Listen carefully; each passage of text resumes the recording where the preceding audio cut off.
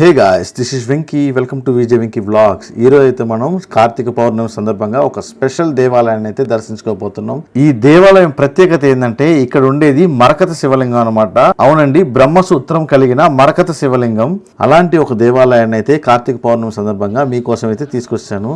హైదరాబాద్ నుంచి 48 కిలోమీటర్స్ దూరంలో ఉన్న చందిప్ప అనే గ్రామంలో అయితే ఉంటుందన్నమాట ఈ దేవాలయం. అసలు ఈ దేవాలయానికి వచ్చే ప్లాన్ అయితే నా దగ్గర లేదు. నేనైతే శంకర్పల్లి అయ్యప్ప స్వామి దేవాలయాన్ని అయితే షూట్ చేద్దామని అయితే వచ్చానమాట. ఆ దేవాలయానికి వెళ్ళిన తర్వాత అక్కడ కొంతమంది భక్తులు అయితే ఈ రోజు ఈ విశేషం గురించి అయితే నాకు గుర్తు చేశారు. సో వెంటనే అయితే నేనైతే ఈ దేవాలయానికి అయితే వచ్చాను. వచ్చేటప్పుడే చెప్పారు ఫుల్ క్రౌడ్ అయితే ఉంటారని, చాలా స్పెషల్ అని, ఈ రోజు కార్తీక పౌర్ణమి అని. ఈ ప్రత్యేకమైన రోజున ఈ దేవాలయాన్ని దర్శించుకోవడం నా అదృష్టంగా భావిస్తున్నాను. ఇక ఈ దేవాలయం గురించి మీకు ఇందాక చెప్పాను కదా, ఇది ఇక్కడ ఉన్నది మరకత శివలింగం అని చెప్పేసి. ఇక్కడ మరకత శివలింగం ఉందనేది ఎలా తెలిసిందంటే, దీనికోసం ఈ దేవాలయం చరిత్రకైతే కొంచెం వెళ్దాము. ఈ దేవాలయం అయితే ఇప్పుడుది కాదనమాట, చాలా పురాతనమైనది. క్రీస్తు శకం 1076 నుంచి 1126 మధ్య పశ్చిమ చాళుక్యరాజు 6వ విక్రమాదిత్యుడు ఈ లింగాన్ని ప్రతిష్ఠించాడని ఇక్కడ దొరికిన శాసనం ద్వారా క్లియర్గా అయితే తెలుస్తుంది అనమాట.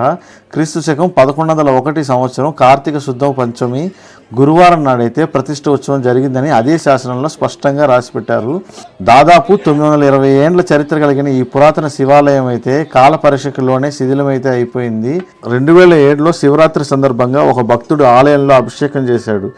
అప్పుడు శివలింగంపై ప్రసరించిన సూర్యకిరణాలు పరావర్తనం చెందడంతో దానిని మరకతలింగంగా అప్పుడు గుర్తించారు. తర్వాత చాందిప్ప చరిత్ర తెలుసుకొని భక్తుల సహకారంతో కొంతమంది భక్తులు కలిసి ఈ దేవాలయాన్ని అయితే మళ్ళీ రీకన్స్ట్రక్షన్ అయితే చేశారనమాట. అంతేకాకుండా పల్లిలోని వైద్యనాథ జ్యోతిర్లింగానికి చందిప్ప మరకత లింగానికి చాలా పోలికలు ఉన్నాయని అయితే చెప్తారు పండితులు. చందిప్ప శివయ్యను పూజిస్తే పరిపూర్ణ ఆరోగ్యం అయితే సిద్ధిస్తుందని ఇక్కడ భక్తుల విశ్వాసం. అండ్ ఈ క్షేత్రానికి క్షేత్రపాలకుడైతే కాలభైరవుడు అనమాట.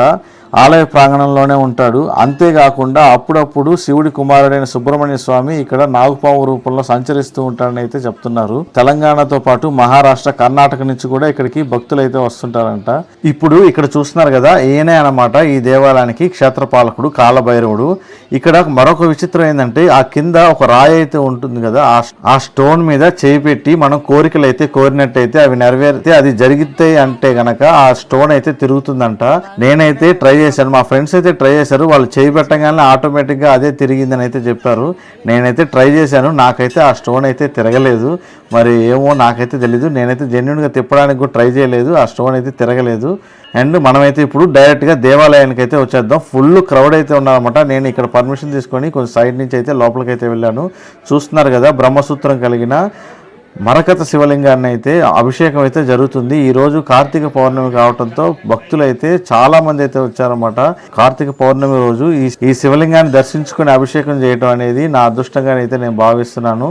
చిన్న దేవాలయం అయినా కూడా చాలా మనశ్శాంతిగా జరిగిందనమాట దర్శనం అనేది. ఈ వీడియోకి ఇంతేనండి. ఈ వీడియో కనుక మీకు నచ్చితే లైక్ చేయండి, షేర్ చేయండి, మన ఛానల్ని సబ్స్క్రైబ్ చేసుకోండి. అండ్ దీని తర్వాత అయితే మనకి శంకర్పల్లి అయ్యప్ప స్వామి దేవాలయం వీడియో కూడా దీని తర్వాత వస్తుంది. సో ఆ వీడియోని మిస్ కాకూడదు అనుకుంటే మన ఛానల్ మస్ట్ అండ్ షుడ్ గా సబ్స్క్రైబ్ చేసి పెట్టుకోండి. బెల్ ఐకాన్ కూడా క్లిక్ చేసి పెట్టుకోండి. ఉంటా అండి, బాయ్.